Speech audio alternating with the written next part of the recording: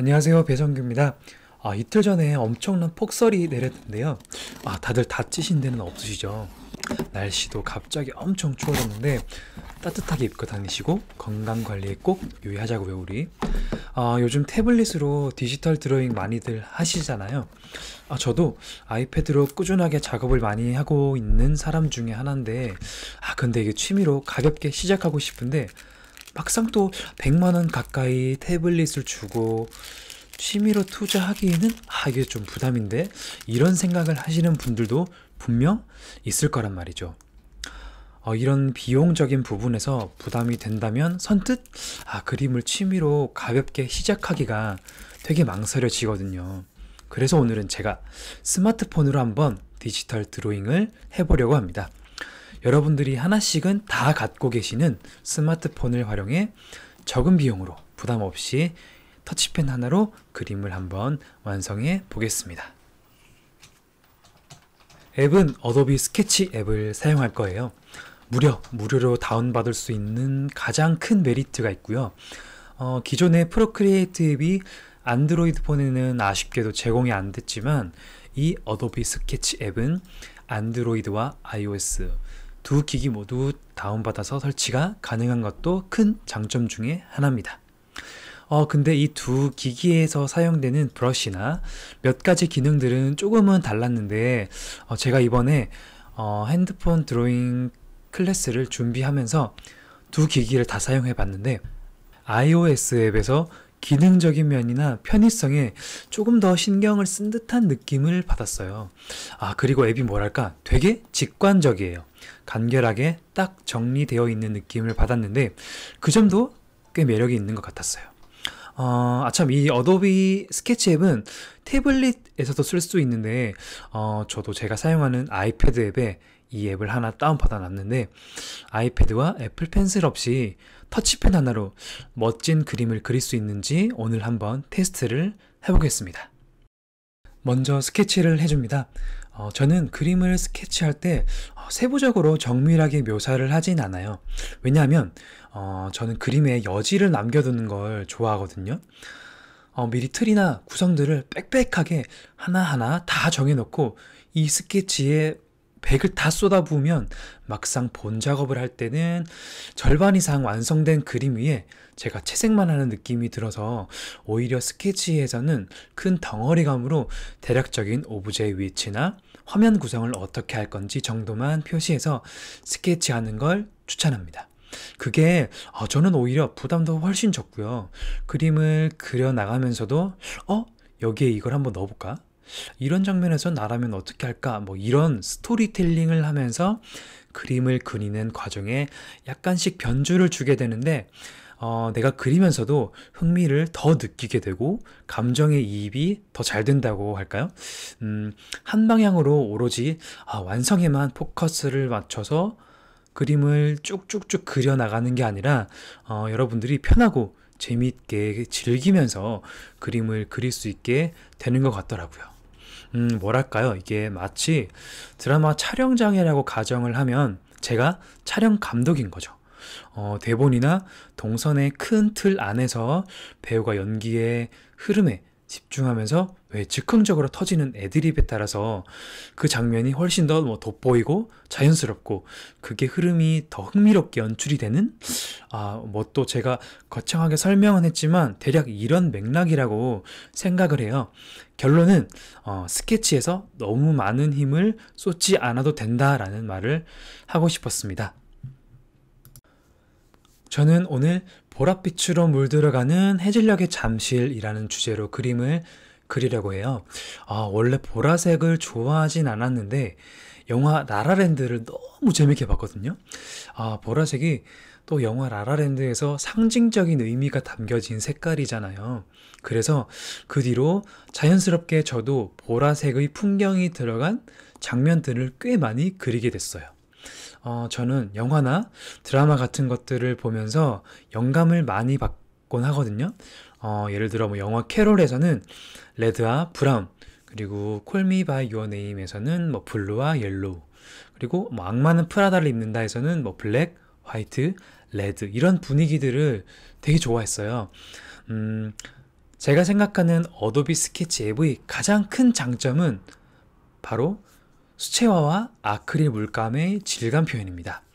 이 두 개의 브러쉬가 정말 매력적이거든요. 수채화는 실제로 물감으로 그리는 것처럼 표현을 해주더라고요. 브러쉬로 터치했을 때 이렇게 막 은은하게 물이 퍼지는 듯한 느낌이 정말 좋았고, 아크릴 물감 브러쉬는 정말 실제로 약간 꾸덕하고 그 특유의 입체적인 질감을 정말 사실적으로 잘 나타내줘서 처음에 나왔을 때 이게 되게 신선한 충격이었거든요. 그래서 저는 어도비 스케치 앱에서 이 두 개의 브러쉬를 잘 활용하면 프로크리에이트 앱 못지않게 매력적인 그림을 그릴 수 있다는 생각이 들었습니다. 제가 조만간 이 두 개의 브러쉬들로 그림을 그리는 컨텐츠를 한번 준비해 보도록 하겠습니다. 이제 수채화 브러쉬로 배경을 그려줄게요. 보라색 계열이라고 해서 보라색만 쓴다면 그림이 조금 차가워 보일 수 있는데, 그래서 코랄 핑크나 연한 파스텔톤 베이지 같은 따뜻한 계열의 색깔을 아주 조금씩 섞어주시면 좋은데, 이는 보라색이 좀 차가운 느낌을 주는 한색 계열의 색이라 따뜻한 느낌의 베이지 톤, 옐로우, 코랄 톤이 조금 섞인 난색 계열의 컬러를 같이 매칭을 해주시면은 훨씬 더 밸런스 있게 그림을 완성을 할 수 있게 도와줍니다. 디지털 드로잉의 꽃이자 핵심인 레이어 기능을 설명을 해드릴 텐데요. 그림 자체로 보면 되게 평면적인데 이 그림 안에서 원근감으로 거리감을 표현해서 그려준다면 훨씬 더 공간감도 느껴지고 입체적인 그림으로 표현을 할 수 있는데요. 이 원근감을 표현할 수 있게 도와주는 기능 중에 하나가 바로 레이어 기능입니다. 레이어는 그림을 층별로 나눠서 작업을 할 수 있어요. 쉽게 설명하자면 샌드위치처럼 겹겹이 층이 이렇게 나뉘어져 있는데, 마치 토핑을 다르게 추가해서 먹는 것처럼 이 층마다 다른 작업을 할 수 있고 레이어별로 수정을 하거나 복제를 하면서 자유롭게 작업을 할 수 있도록 해줍니다. 이제 배경색도 그렸으니까 오브제를 각각 거리별로 배치를 해서 입체적인 공간으로 표현을 해볼 텐데요. 가장 앞에 있는 오브제를 나무가 무성한 숲으로 한번 그려줄 거고, 가운데 배치는 잠실의 빌딩들과 롯데타워를 그려줄 거고, 가장 뒤쪽으로는 멀리 보이는 남산의 풍경을 담아서 표현해 줄 거예요. 먼저 가장 앞쪽은 무성한 나무의 잎을 한번 표현해 줄 텐데요. 화면은 확대하고 브러쉬 크기는 얇고 작게 만들어서 잎을 한번 그려줄 텐데, 이게 한 땀 한 땀 여러분들이 정성스럽게 디테일한 느낌을 살리게 되면은 아마 작업을 하면서 밤을 새야 할지도 몰라요.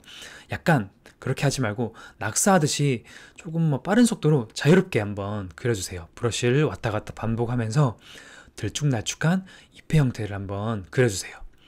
그리고 빈틈없이 면이 너무 가득 꽉 차 있다면 그림이 다소 무겁게 보여질 수 있으니까 중간중간에 지우개 브러쉬를 사용하거나 배경색 브러쉬를 선택해서 나뭇잎 사이사이의 공간이나 여백의 틈을 살짝만 만들어주면 더 좋거든요.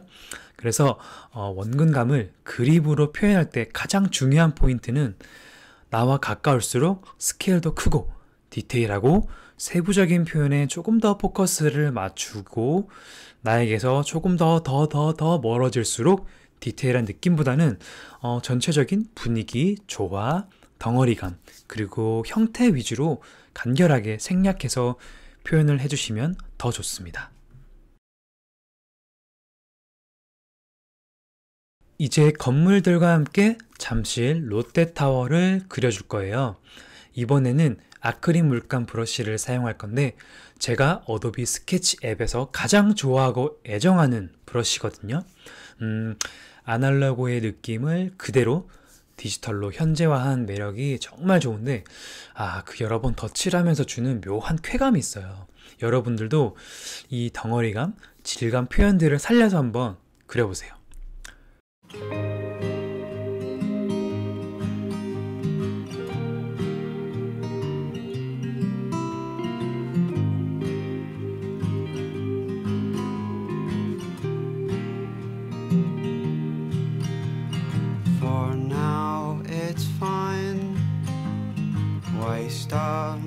our time out where the stars forget to shine.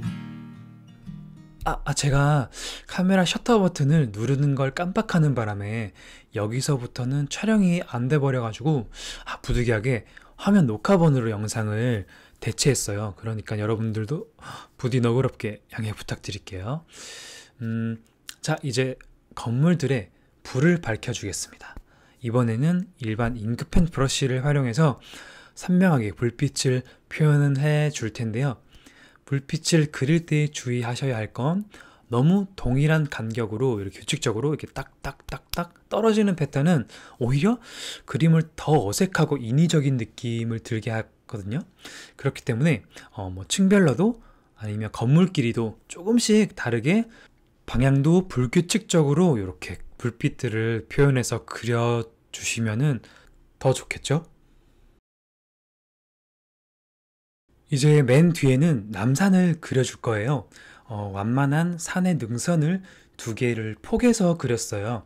조금 진한 색과 그 중간 색을 조금씩 블렌딩에 섞어가지고 산의 그림자를 같이 표현하고 질감을 같이 담아주세요. 과하지 않게 산에도 드문드문 불빛들을 조금씩 찍어서 표현을 해줬는데 전체적으로 그림의 흐름을 비슷하게 맞춰주기 때문에 더 조화로운 분위기를 연출하면서 안정적으로 밸런스를 맞춰줄 수 있어서 그림에 통일감을 주게 되는데요. 전체적으로 그림을 그려나가면서 추가적으로 이런 부분들이 더 들어가면 좋겠다 하는 부분들이 생긴다면 얼마든지 더 추가해서 그려주셔도 좋아요.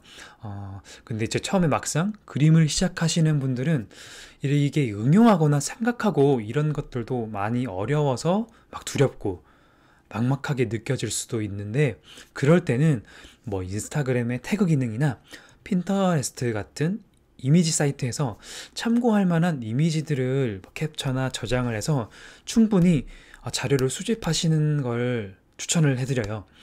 이게 무슨 도움이 될까? 라는 생각을 할 수도 있겠지만, 이런 사진이나 그림들은 뭐 구도나 배치, 뭐 플레이팅 같은 것들을 잘 보여주고 충분히 여러분들이 보면서 공부하면서 익힐 수 있는 좋은 선생님이 될 수 있다는 걸 꼭 명심해 주세요.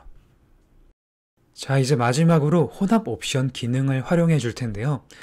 이 기능은 셀카 우리 찍을 때 뭐 스노우 러플 같이 그림에 이렇게 필터를 입혀주는 기능이라고 생각하시면 돼요.